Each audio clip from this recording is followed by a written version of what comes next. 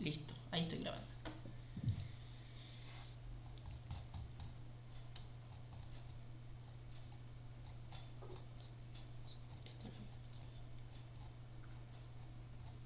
Yo ya mientras busco esto les cuento. Mis funciones en este curso son académicas. Yo les puedo ayudar con cosas de R. Todo lo que venga que ver con inscripción del curso, pedido de certificados, muchas veces les van a pedir mi CV, todo eso. Si se los mando yo no tiene validez. Todas esas cosas se las tienen que pedir a la escuela para graduados, usando el mismo mail donde se inscribieron. Igual que si tienen problemas en el SET, porque eso también lo maneja el centro de cómputos de la facultad. ¿Sí? Yo les puedo mandar la clave de admisión, pero si tienen algún otro problema, tienen que escribirles directamente. A mí me pueden preguntar y yo les mando el mail, no tengo problema. Pero les comento cómo son mis funciones y mis limitaciones. Bueno, vamos a empezar con lo que es modelos. Y vamos a empezar con un ejemplo, que por ahí es más fácil seguir el tema desde un ejemplo. Este es el caso de donde el investigador lo que quería hacer era estacas de esta planta, de un Nothofagus glauca, que es el roble colorado. Entonces lo que quería, en alguna zona donde había habido incendios, hacer estacas y hacer una implantación. Entonces, para hacer esto, lo que hizo fue un ensayo en un invernadero, donde lo que hizo fue cortó estacas del árbol y lo que hizo fue asegurarse que los árboles todos tuvieran más o menos la misma edad, ¿no? Y los distribuyó en las macetas en forma balanceada y después probó 3 dosis. O sea, una que es control, o sea, sin el producto, con 0,5% del ácido indolbutírico en la solución y con 1,5. Entonces tenía 6 macetas de cada uno. Y la asignación fue al azar, ¿no? O sea, él tenía las macetas y sorteó a qué maceta le tocaba cada cosa. Y después de un tiempo lo que hizo fue medir el largo de la raíz, porque la idea era llevar a campo las plantas ya con las raíces desarrolladas lo mejor posible. Bueno, entonces estos fueron los resultados. A ver, acá pregunta, ¿cuántos datos hay en total?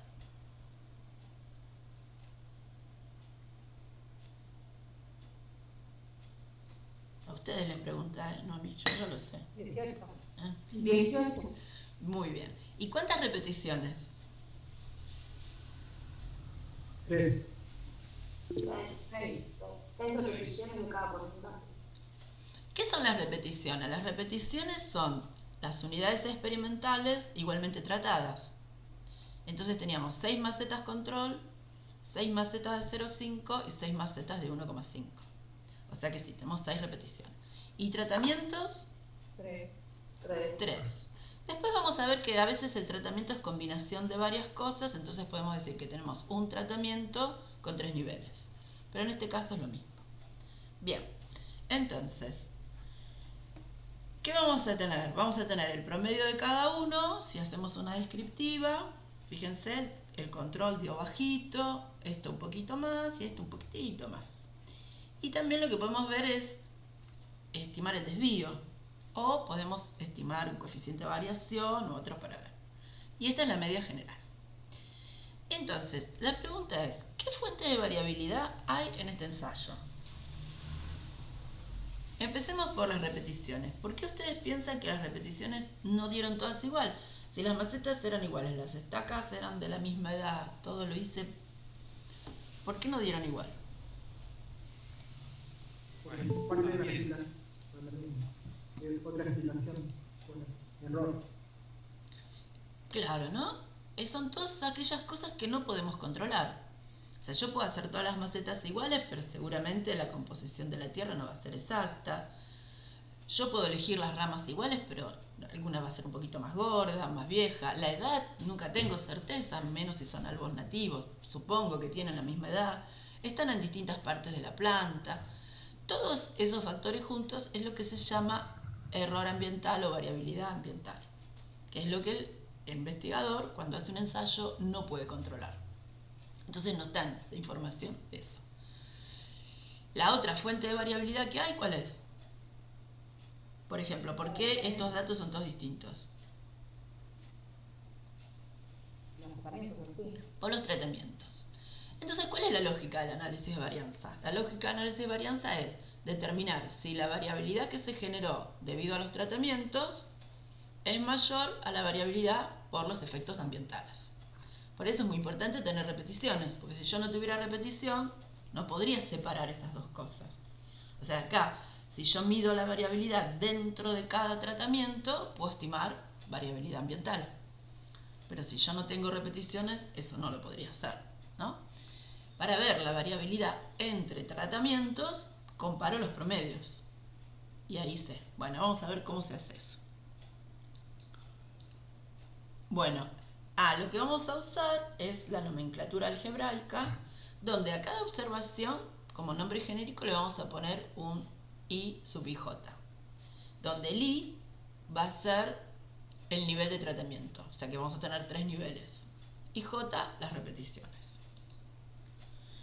Si yo quiero representar la media van a ser dentro del tratamiento, cuando le pongo un punto es que estoy tomando todas las repeticiones. O sea que lo que hice ahí fue sumarlas y promediarlas. Y la media general es la I con los 2 puntitos. A veces se le pone 2 rayas, a veces se le pone 1. Pero ya los 2 puntitos solos indican suma. Y la rayita arriba indica promedio. Entonces, bueno, esto es lo que estuvimos charlando, ¿no? ¿Cuál sería la unidad experimental? Cada Z, con la escala. Bien. ¿Y qué es lo que medimos? ¿Cuál es la variable respuesta? La regla. El largo de las raíces, ¿no? Es lo que midió. ¿Cuál es la variable explicatoria o el factor que vamos a trabajar, estudiar? 2 de C y B. Los niveles de tratamiento, ¿no? ¿Y qué cantidad de niveles? Eso ya lo dijimos. Bien. Esto lo vimos. Bueno, esto es un poquito viejo, pero nosotros lo podemos hacer ahora con otras herramientas, pero como todas estas cosas todavía existen, yo los dejé.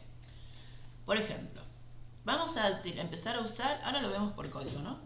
Estos archivos que se llaman CSV. Esos archivos CSV son archivos separados por coma. Muchas veces cuando ustedes bajan bases de datos públicas o quieren compartir con otro información, solamente la información numérica, la mejor forma de hacerlo es hacerlo con estos archivos. Ahora, cuando yo tengo estos archivos, antes usábamos una función que decía que leyera Excel. No, ahora decimos lee CSV. Este es el archivo que tenemos, ahora lo vamos a buscar. Y a veces estos archivos están separados por coma, a veces están separados por punto y coma. Pero eso lo podemos ver. Y también le tenemos que decir el formato del decimal. Si nosotros, eso es uno de los errores más comunes, que uno lee datos de Excel o de CSV y el ambiente de Windows está puesto en español. Entonces en ese caso la coma es de decimales y otras veces es el punto. Lo peor que les puede pasar es recibir datos de gente que tienen distinta configuración en la máquina. Entonces le entra la mitad de los datos con coma, la mitad de los datos con punto, y hacer la parte previa de configurar y homogeneizar todo eso. Miren, cuando yo hago un análisis de datos de redes de ensayo o ese tipo de cosas que no tienen cuidado, el 70% del tiempo lo uso en estas cosas, en homogeneizar los datos, en que los nombres sean todos iguales. Bueno, entonces eso se puede hacer.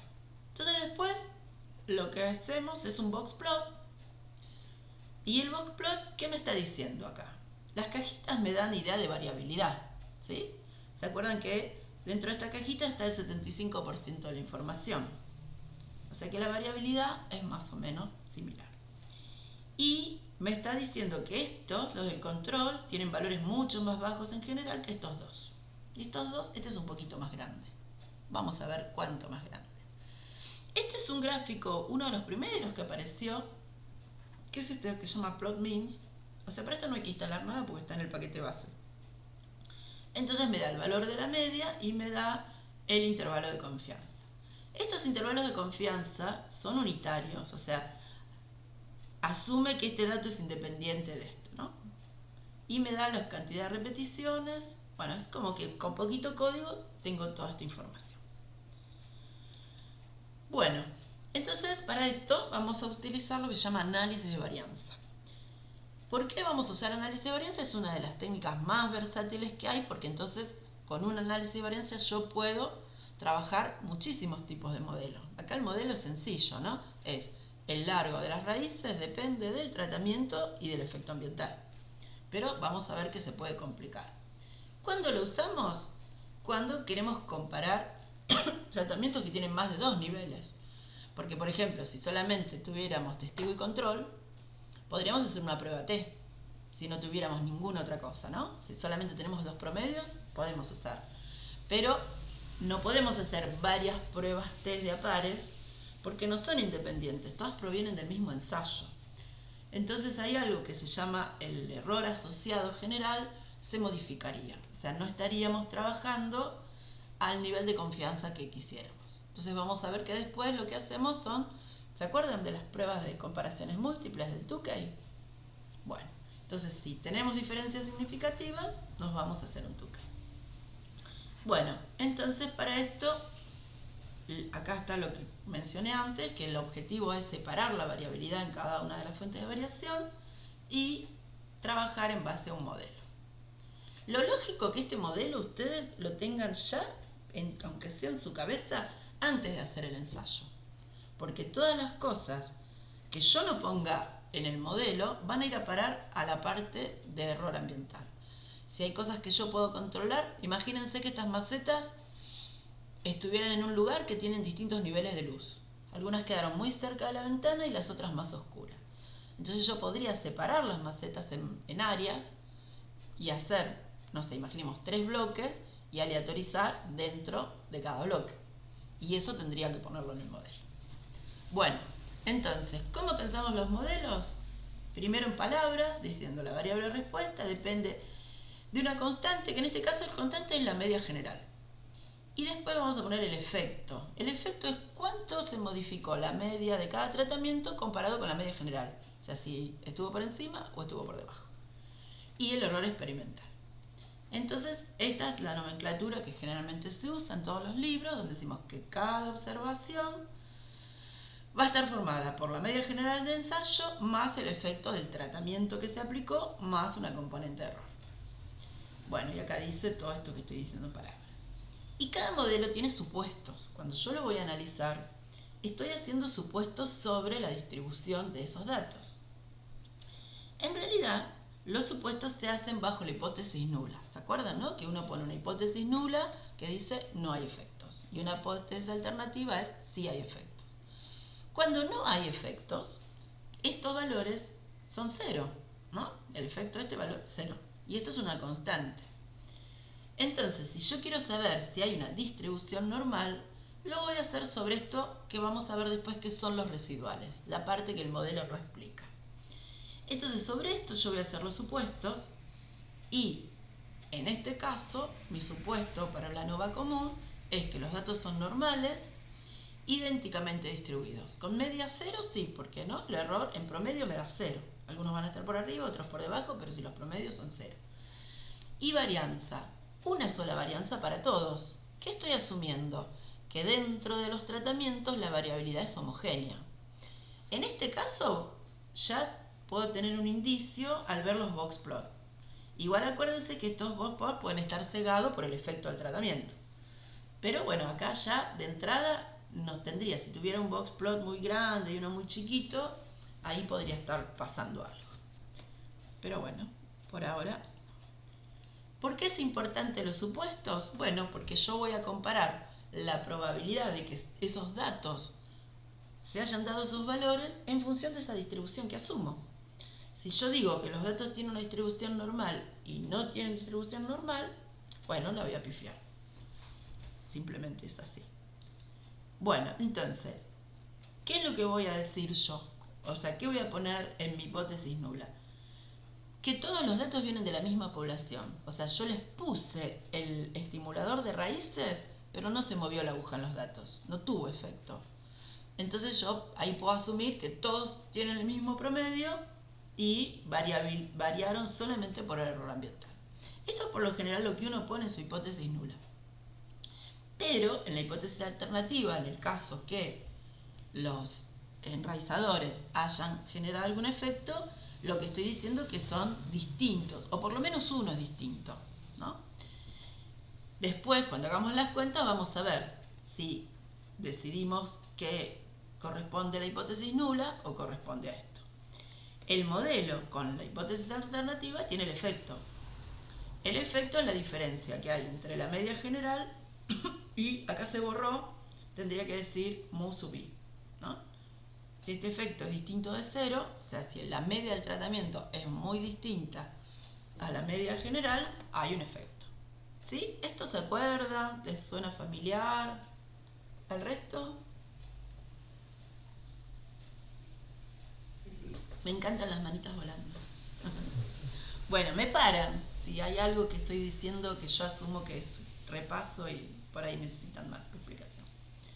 Bueno, entonces, ¿cómo escribimos las hipótesis nulas? En este caso, yo digo que la media de todos los tratamientos es igual, y entonces va a ser igual a la media general. Y si esto y esto son iguales, el efecto es 0. Esta es una manera equivalente. Cuando yo tengo un modelo muy simple, que lo único que tengo son las medias de los tratamientos, puedo escribirlo igual. Después, cuando se compleja más, yo ya estoy usando efectos, ¿no? Si tuviera más niveles de tratamientos o más cosas. Entonces, esto es la hipótesis nula, donde digo, no existe efecto de tratamiento debido al ácido endolbutírico sobre la longitud de raíz. La alternativa es que alguna media es distinta de 0, lo que me va a implicar un efecto distinto de 0. Bueno, entonces esto es lo que vamos a poner a prueba. ¿Cómo hago las cuentas? No las vamos a hacer, pero es importante que ustedes entiendan qué es lo que va a hacer el software. Entonces, nosotros vamos a tener estas fuentes de variación. Va a haber una variabilidad entre tratamientos, que dijimos que se debía a efectos no controlados, porque dentro del tratamiento son todos homogéneos. Perdón, entre tratamientos. Y dentro del tratamiento es el error y el total. Entonces, fíjense, la variabilidad total va a ser comparar la media de cada dato con la media general. Eso me va a dar una variabilidad total. Y esto yo lo voy a descomponer en dos partes, ¿no? Fíjense, este valor lo voy a restar de la media general de cada tratamiento, de la media, de cada tratamiento, y me va a decir qué dispersión hay dentro del tratamiento. Y acá voy a tomar la media de cada tratamiento y la voy a comparar con la media general. Entonces me acaba de decir qué variabilidad hay entre tratamientos. Si yo sumo este y este, me da este, ¿no? Fíjense que si este está negativo, este está positivo, lo sumo, me da este. Bien, esto es lo que se llama la suma de cuadrados. Esa suma de cuadrados la dividíamos por los grados de libertad. Los grados de libertad representaban la cantidad de datos linealmente independientes. Acá, por ejemplo, ¿no? Todos los datos podrían llegar a tomar cualquier valor menos 1, porque la media ya está establecida. Yo estoy usando la media, o sea que para que obtener ese valor de media va a haber un valor que ya está condicionado. Entonces, por eso se dice que perdí un grado de libertad, porque estoy estimando la media general con los datos. Con los tratamientos tengo 3 niveles de tratamiento, o sea que hay uno que va a quedar condicionado al otro. Y el error es por diferencia. Si yo agarro mi suma de cuadrados y la divido por los grados de libertad, tengo lo que llaman cuadrados medios. Bien. ¿Esto les suena algo familiar? Si yo hago un cociente del cuadrado medio de tratamientos y del error, lo que estoy comparando es la variabilidad que proviene de los tratamientos versus la variabilidad que proviene del error.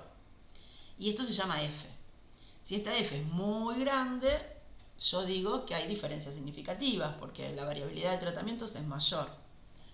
Y si no, es menor. ¿Cómo voy a saber si esto es mayor o menor? Le voy a dar un valor de probabilidad. ¿Por dónde saco ese valor de probabilidad? Es que yo asumo que este valor tiene una distribución F. Pero hagamos el caminito al revés. ¿Por qué esto tiene F? Porque estas sumas de cuadrados dividido los grados de libertad son chi cuadrados. Y si yo divido 2 chi cuadrados, obtengo una F. ¿Pero por qué esto es un chi cuadrado? Porque estos son datos normales que cuando los elevo al cuadrado y los divido por los grados de libertad, se me convierten en chi cuadrado. Por eso es importante que el supuesto normalidad se cumple. Porque si no, yo estoy asumiendo que esto tiene una distribución F y no es así. Entonces ese P valor que voy a calcular es de otra distribución. Entonces yo puedo decir que hay diferencias significativas, pero en realidad no. Es así, imagínense que estamos jugando con dados y si el dado está cargado, si el dado no está cargado, ¿qué probabilidad tiene cada valor? Un sexto. Pero ¿qué pasa si mi dado yo lo limo, lo gasto, le pongo algo y lo tiro? Cambia la probabilidad, ¿no? Bueno, eso es lo mismo si yo asumo mal mi distribución, mi función de distribución, el valor P que me va a estar dando no es el que tendría que darme. Por eso es muy importante que el supuesto se valide. Bien. ¿Preguntas, dudas? ¿Esto ya lo venían sabiendo de antes o es la primera vez que lo ven? Ay, no veo. En teoría lo sabíamos. Bueno, ¿y los demás? Está por ahí. Bueno, pero digamos, de todo esto que estamos viendo es entender cuál es la naturaleza del análisis de varianza, qué es lo que hace. Porque es importante poner en el modelo todo aquello que yo puedo controlar, ¿no? Si yo tengo un invernáculo que sé que tiene distintas áreas, bueno, ponelo, hacé otro diseño. O sea, trata de captar en tu diseño, antes de tomar los datos, todas las fuentes de variabilidad. Porque todas las fuentes de variabilidad que vos no tomes van a ir a parar acá, a este error. Y entonces esta F va a tener un denominador más grande y no va a detectar diferencias. Va a ser lo que se llama poco potente. La potencia de una prueba es la capacidad que tiene una prueba de detectar diferencias significativas. Y eso depende mucho del trabajo previo a la toma de datos. O sea, si yo puedo determinar la mayor cantidad de factores que modifican la variable respuesta, mejor va a ser mi prueba de análisis de varianza. Y ahí también, Teresa, estaría los grados de libertad que te quedan. Cuanto más repeticiones tenés, también. Está bien. Igual con eso hay que tener cierto cuidado, porque a veces si hago muchas repeticiones, están entrando otras fuentes de variabilidad.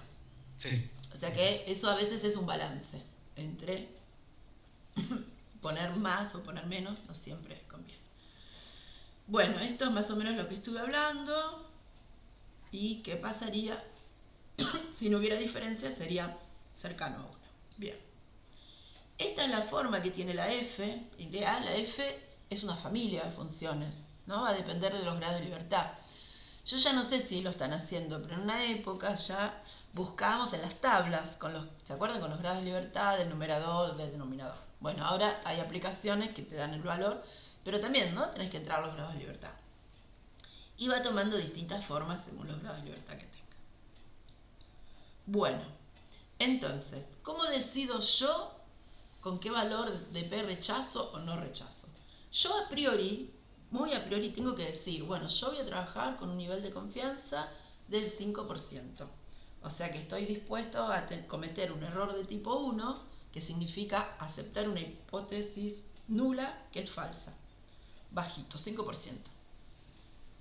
O sea, si el valor P que me va a salir en los resultados es menor del 5%, rechazo la hipótesis nula. Si pasa eso, ¿qué puedo decir? Que hay evidencias muestrales, no, perdón, acá es así. Hay evidencias muestrales que no apoyan la hipótesis nula. O sea, no tengo pruebas para rechazar la hipótesis nula. Ay, perdón que les estoy confundiendo. Sí, se rechaza la hipótesis nula. La prueba es significativa, pero puedo estar cometiendo un error de tipo 1. ¿Qué pasa si el valor P es mayor al 5%? Bueno, no hay evidencias para rechazarla, o sea, no puedo contradecirla. No rechazó la hipótesis nula, la prueba es no significativa, pero puedo estar cometiendo un error de tipo 2, que sería rechazar una hipótesis nula que es verdadera. Cuando uno se plantea el nivel, lo que tiene que ver cuáles son las consecuencias de los errores, porque eso va a depender mucho de cuál es el objetivo de mi trabajo.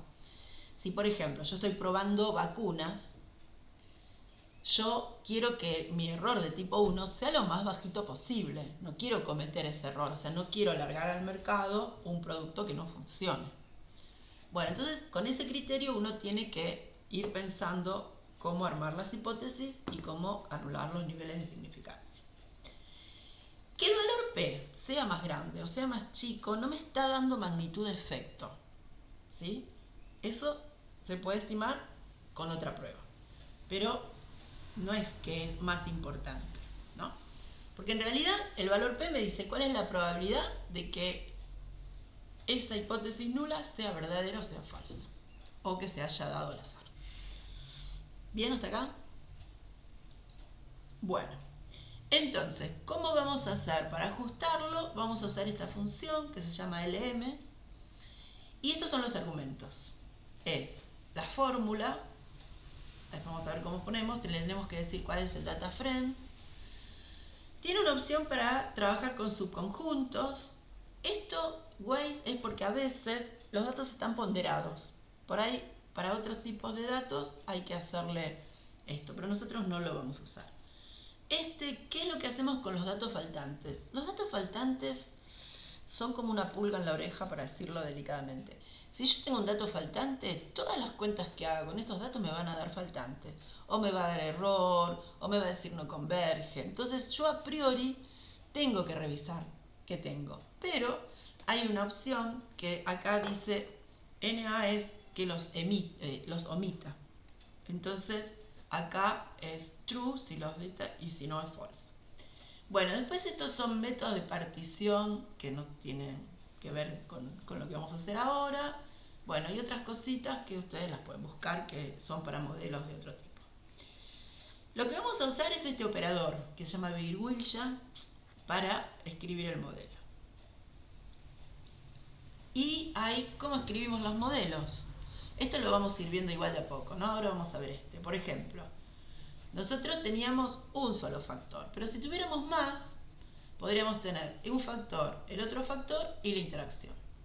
Bueno, esto ya después se los dejo porque también podemos hacer polinomios, podemos hacer transformaciones, pero lo vamos a ir viendo de a poquito. Bien, bueno, entonces ahora nos vamos a acá, a esto que dice A, I, B, R, y lo abrimos, pero vamos a abrir el proyecto, ¿no? Abrimos el proyecto y lo abrimos de ahí. Bueno, ustedes también, y lo vamos haciendo juntos, ¿les parece?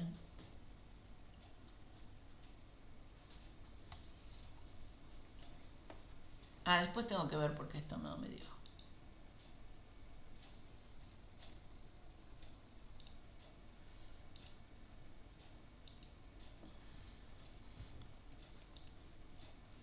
Esto lo cierro y abro este. Y borro todo. Acá, ¿ven que está la escobita para borrar? Puede ser que yo no quiera borrar todo, que quiera borrar estos solos. Entonces acá dice listas, lo puedo poner como grilla y entonces me deja elegir cuál quiero borrar. Bueno, yo igual las quiero borrar todas, ¿no? Entonces los borro. Sí. Y volvemos a la lista. Bueno, entonces, acá a ustedes les debe haber aparecido, si no tienen instalados estos paquetes, para instalarlos. Si no, este es el comando. Estos son los paquetes que vamos a necesitar. Yo, como ya los tengo, los voy a comentar. Para comentarlos, los puedo sombrear todos y hacer control mayúscula C. Y se comenta todo. Bien. Bueno, ¿ven lo que les digo? Que a veces les gustan los acentos y a veces no. Acá había un acento y me lo convirtió en un signo pesos.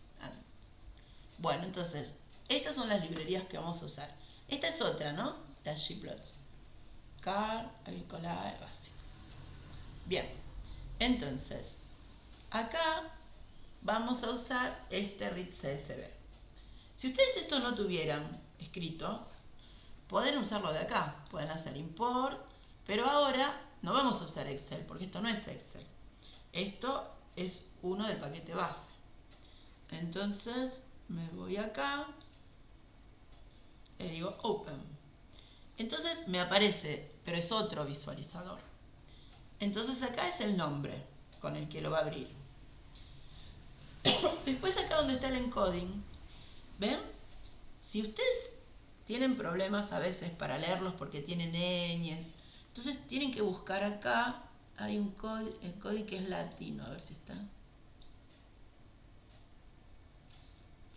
o el UTF-8. Este. Marcan uno de estos. Acá no va a aparecer porque no hay ñes.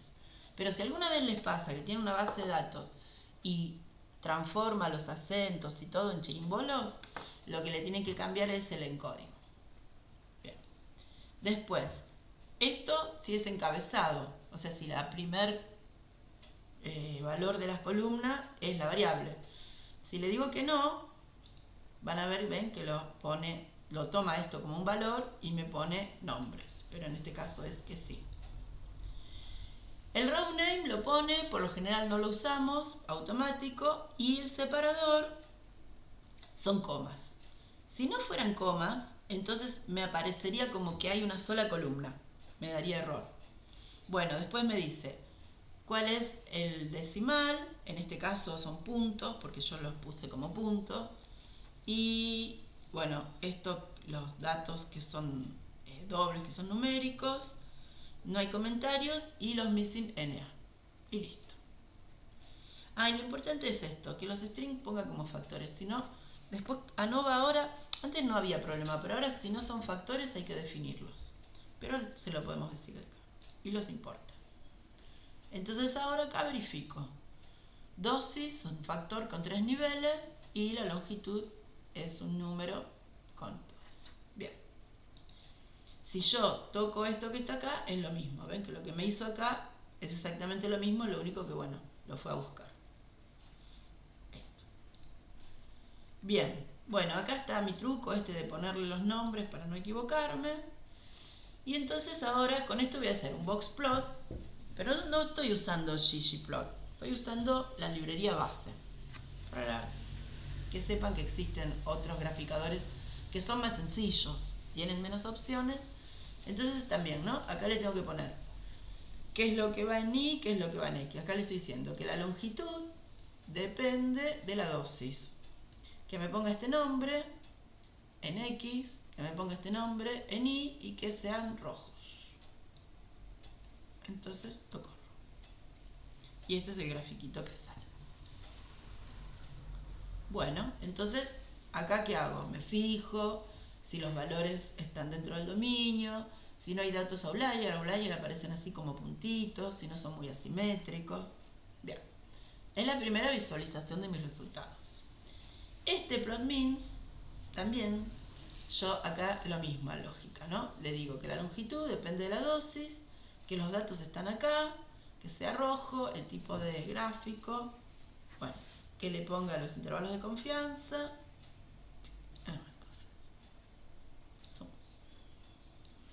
y me sale este grafiquito, que son exploratorios, no son gráficos espectaculares para una publicación, pero bueno, son más simples que los otros. Bueno, entonces no encontramos ningún problema en nuestros datos, podríamos hacer un summary también, ¿no? Eso está bueno. Summary de A y B. Y lo corro.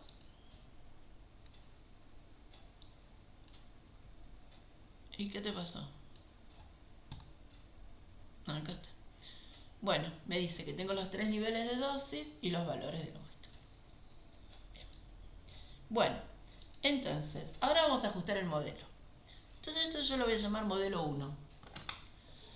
Y digo que voy a aplicar la función LM, que es modelo lineal, y le digo que la longitud depende de la dosis. Y que estos datos están en el data frame A y B. Entonces lo corro. Y me va a aparecer un modelo. Si yo toco esto acá, el modelo está guardado como una lista. Una lista es un objeto muy particular de R que es como un conjunto, como un subconjunto de data frames chiquitos. Como que guarda muchas cosas el modelo. Fíjense, guarda los coeficientes, ¿sí? Entonces guarda los residuales, guarda los efectos, guarda todo. Bueno, cada una de estas cosas las vamos a ir viendo. Entonces ya tenemos el modelo. Pero a este modelo hay que analizarlo. Entonces, una de las cosas que le puedo pedir es un resumen. Sácate. Bueno, entonces este resumen me dice, bueno, este es el modelo, estos son los residuales, y me da estos coeficientes. Estos coeficientes en sí mismos tienen una interpretación muy particular. Porque, ¿qué pasa?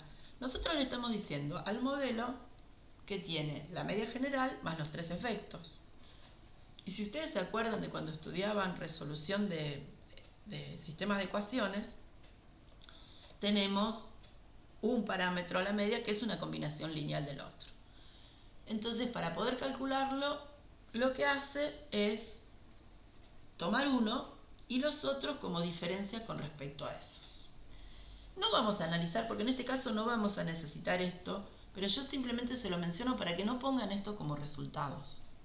Porque lo que nosotros queremos no es estos coeficientes. Estos coeficientes van a servir cuando yo haga un análisis de regresión. Por el análisis de regresión no pasa eso.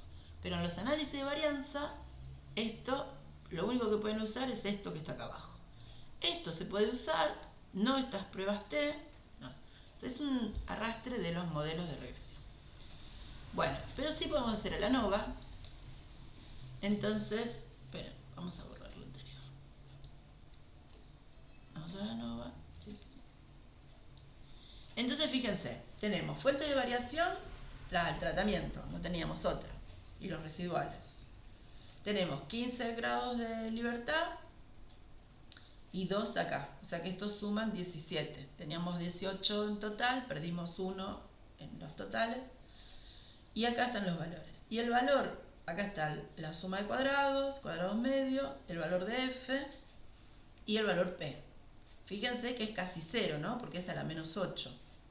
Y esto nos ayuda, nos dice que esto es menor a 0,001.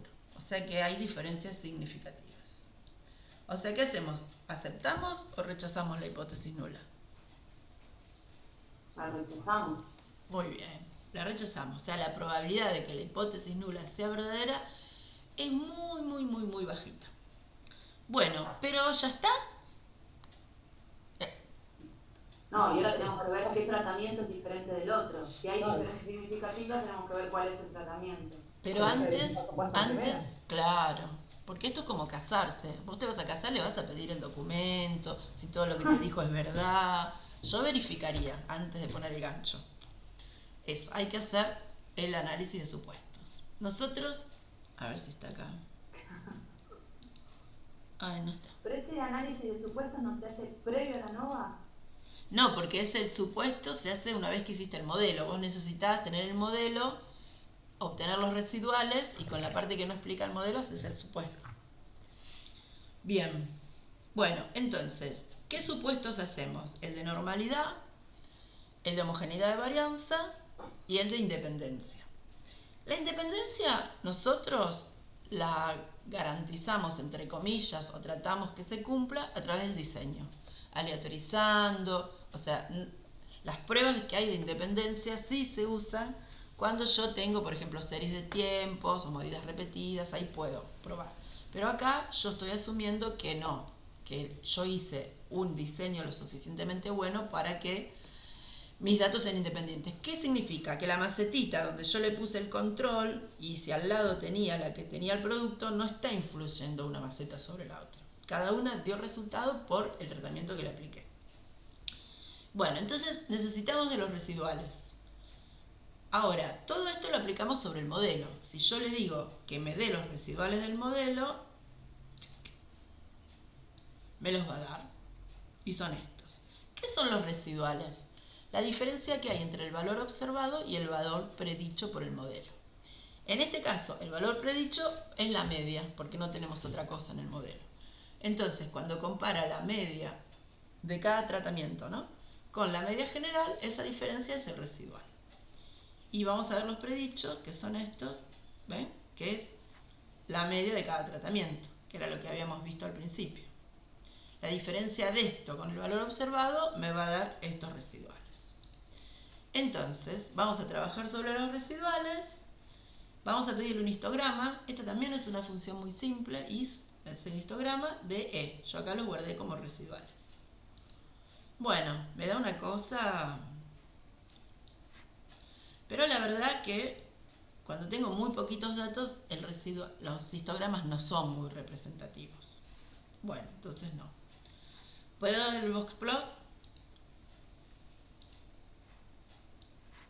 Bueno, miren, el boxplot es bastante simétrico, no se ve nada muy raro, no hay outliers. Bien. Vamos a ver el cuckooplot.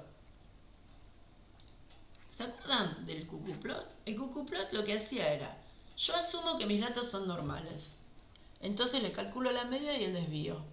Busco en la distribución normal qué cuantil le corresponde y después calculo los cuantiles a mano, los empíricos. ¿Se acuerdan que yo ordeno todos los datos y calculo? Si el cuantil empírico coincide con el calculado, con el de la distribución, entonces puedo decir que son normales. Entonces se forman todos los pares. ¿Ven que acá dice los cuantiles normales y estos son de los datos ordenados? Y hay una bisectriz acá. Bueno, no voy a tener una coincidencia 1 a 1, pero acá lo que me hace es una suerte de intervalo, banda de confianza. Si estos datos estuvieran medio afuera, ya podría sospechar. Yo siempre que trabajo, es difícil probar normalidad. Yo lo que trato es de buscar alguna cosa que me demuestre lo contrario. Y hasta ahora no encontré, al menos con este gráfico, con los otros no me sirvieron mucho, pero este es bastante representativo. Bueno, después hay pruebas estadísticas, esta prueba de Shapiro. La prueba de Shapiro, ¿qué es lo que hace? Agarra todos los residuales en valor absoluto y hace una ANOVA, pero con esos residuales en valor absoluto. En vez de los datos, usa esos residuales. Entonces se supone que no haya diferencias significativas, que es lo que da acá, fíjense, ¿no? A 0,23. Entonces no tenemos evidencias para rechazar la hipótesis nula de normalidad de la prueba de Shapiro. Pruebas de normalidad hay un montón.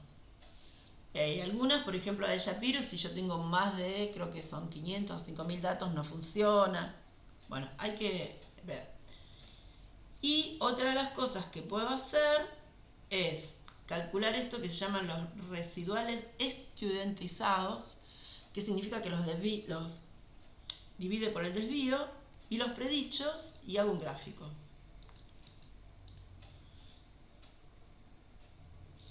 No me hiciste lo que yo quería. Esto quiero. Ah, está bien. Bueno, me hizo los boxplot, pero con los residuales estudiantizados. O sea, que se supone que si fueran muy distintos, entonces yo podría pensar que hay algún tipo de no homogeneidad de varianza. O sea, que habría varianzas. Y acá son todos bastante parecidos. Bueno, y después hay uno que me hace todos los gráficos juntos, que es el plot de modelo. Si yo lo corro así solito, ¿ven? Me va a aparecer los gráficos así de a uno. Este es el de residuales versus predichos.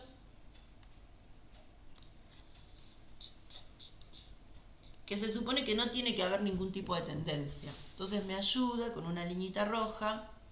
Se supone que no haya un patrón, porque si por ejemplo estos residuales estuvieran muy juntitos y después se dispersan, yo podría pensar que hay algún problema de homogeneidad de varianza. Después me da otro cuckooplot distinto, que es este que aparece acá abajo, pero es de la misma lógica, y esto con los residuales divididos por los desvíos, que tampoco parece marcar ninguna tendencia. Yo los puedo poner todos juntos. No sé si alguna vez lo vieron. Yo puedo este marco dividirlo en 4. Entonces le digo que este marco lo ponga en 2 filas y 2 columnas. Y que corra esto. Entonces no me hace caso y los pone todos separados. Pero en teoría los tendría que poner todos juntos. Me hace que Creo que nosotros lo tenemos todos juntos acá. A mí me salió todo junto. Ven, pero conmigo es la cosa, ¿eh? No, pero no lo tenemos individuales, nos sale de una. Claro, Yo bueno. Teresa, yo lo quise usar, pero me decía que no era compatible con LM. ¿Qué? El par. No, pero sí es algo de... Bueno. Ahí está. A mí me salió bien, ¿eh? Ahí salió. Bueno, salen todos juntitos. Bien. Y también para la prueba de homogeneidad de varianza hay un test que es el test de Levene, donde le estoy diciendo cuál es la variable respuesta y el tratamiento. Y también, no rechazo. O sea que hay homogeneidad de varianza. Nosotros vamos a ver, esto es como una ANOVA básico, que en realidad lo que está bueno después es probar con otro tipo de modelo donde yo le digo al modelo que haga el modelo con homogeneidad de varianza o sin homogeneidad de varianza y ver si difieren mucho. ¿Por qué? Porque la prueba de Levene funciona bien en este tipo de modelos que son muy sencillos. Pero después cuando ustedes tengan modelos que son factoriales, con efectos aleatorios o con un montón más de cosas, no sirve mucho esta prueba. Pero bueno, yo les voy spoileando el juego. Bien. Bueno, entonces, eso es el tema hasta hoy. La próxima clase vamos a ver lo que es factorial. Pero bueno, nos quedan cositas para hacer. Profe, a mí esto no me lo dejó abrir, o sea, me pone un error para encontrar el archivo, algo así. ¿Querés compartirlo? Yo dejo de compartir y vemos. Sí.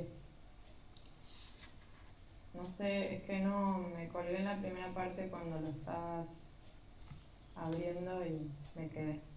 Bueno, pero es cortito. Compartirlo y lo vamos haciendo paso por paso. ¿Se ve ahí? Ahí está.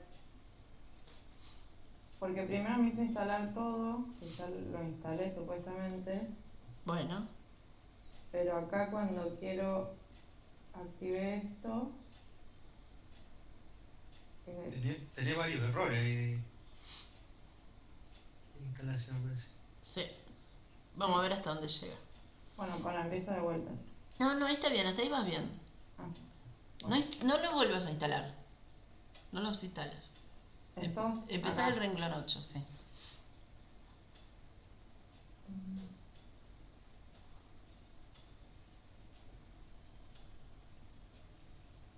acá me salta error. Pero vos, a ver, fíjate. No tenés el proyecto. Entonces vos le estás diciendo, si vos le decís directamente ahí, le estás diciendo que esa base de datos está en ese lugar. ¿Dónde están los datos? En descargas. No, los pero los tengo que poner acá. no, vos lo que tenés que hacer es bajarte toda la carpetita, Sí. esa carpetita poner todo junto, los datos, los scripts y Sí, sí, armarte lo el tengo proyecto. acá, curso de R1. Bueno, ahí están todos juntos. Sí. Bien, Esta es la carpeta. bárbaro. Entonces ahora vuelve a R. Anda, arriba de todo donde dice File. Sí. Ahí pone New Project. Decirle que no te salve nada. Don't save. Bueno, entonces ahora vos ya tenés una carpeta con tus datos y script. Entonces dale eso. Y ahora busca ese que dice clase 1. Curso 1, no sé el que sea. ¿Dónde estaban? ¿Ahí? Es esto, sí, pero no. Bueno, no, pero listo, dale, abrilo. Igual. Esto. Y decirle que te cree el proyecto.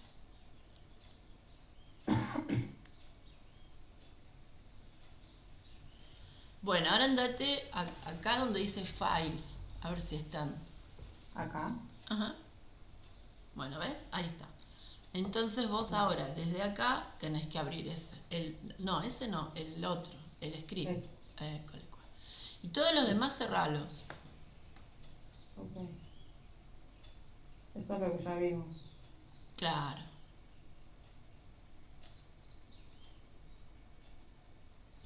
Entonces ahora empezá acá del renglón 8. Porque cuando vos armás el proyecto, lo único que le decís es, fíjate que estamos trabajando en esta carpeta. Si vos querés trabajar con archivos en distintas carpetas, tenés que ir diciéndole dónde están. Esto está bien, igual lo que me marca el Sí, te estoy warning. diciendo que no tenés la última versión de los paquetes, pero no pasa. Cuando te da, si el warning es warning. Ahí me lo volvió. Bueno, a ver, ¿y el resto sigue? Sí, Claro, ese es el tema. sí. Cuando se actualiza un paquete y vos no lo tenés, te avisa porque a veces hay funciones que cambiaron de nombre o argumentos que cambiaron. Pero por lo general, no. Son mensajes de warning. Listo, gracias. Bien. Te faltaba lo fundamental, el archivito de datos. Sí. Bueno, pero igual lo pueden localizar. O sea, tienen que escribir todo el path donde está o decirle dónde está. Bueno, ¿y los demás pudieron hacerlo?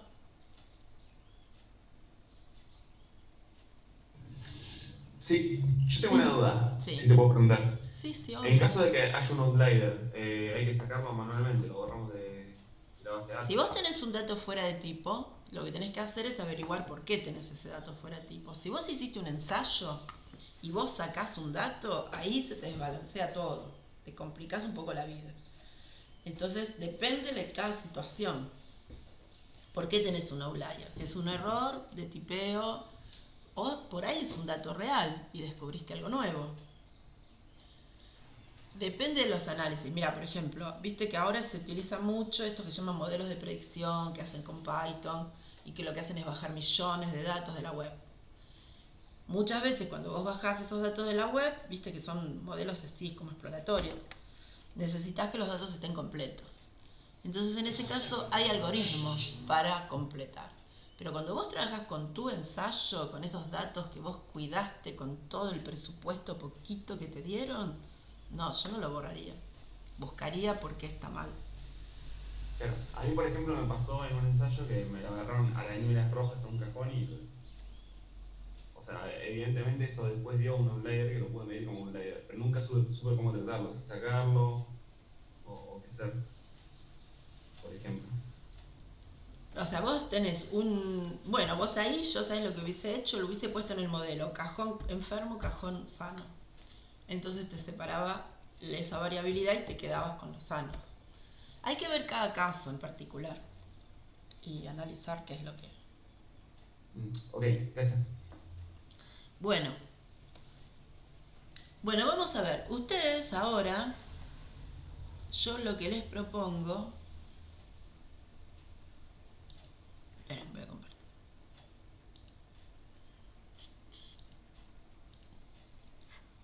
Bueno, estos, no sé si... compartir. Estos son los videos de las clases editadas del año pasado, que son opcionales. Si alguno quiere ver algún puntito en especial, lo mira. Las presentaciones y acá, esto...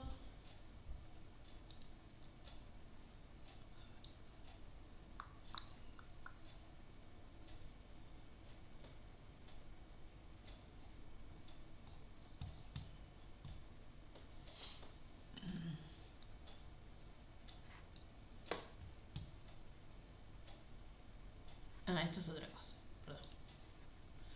Bueno, este TP yo lo voy a arreglar y lo voy a subir. Pero para que ustedes practiquen ahora, hay este que es un cuestionario de autoevaluación, ¿sí? Que tiene una serie de preguntas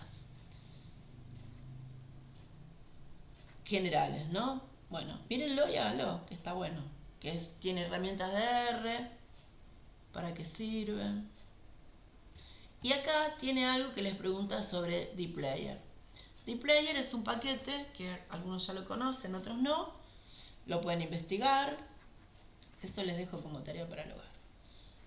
Y esto lo pueden hacer.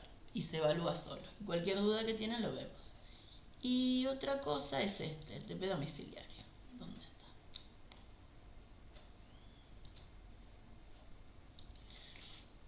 Este es así. Hay una situación, están los datos. La idea es que ustedes esto se lo bajen, lo resuelvan y vayan contestando las preguntas. O sea, nada, no tiene que hacer nada. Pero después acá le preguntan cuáles son los estadísticos descriptivos. Tienen que llenar la tabla de análisis de varianza. O sea, tienen que elegir qué datos.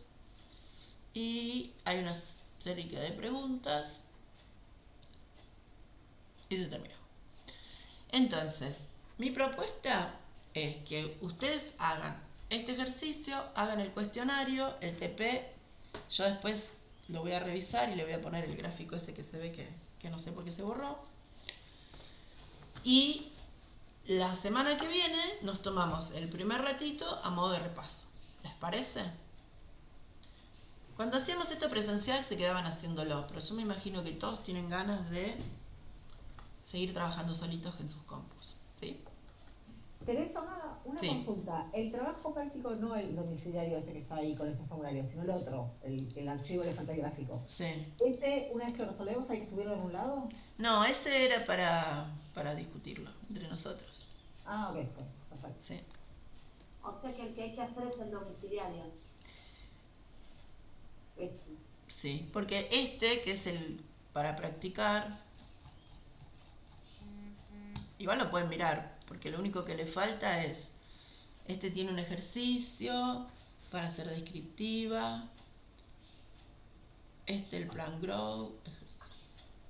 ¿Cuál es el gráfico que le falta? Ahí es el de Plan Glow. El punto 3 y 4. ¿Cuáles son los comandos? No, perdón. Realiza el gráfico anterior No, utilizado. dije cualquier cosa. El ejercicio 2, el ejercicio... Sí, está bien el 2.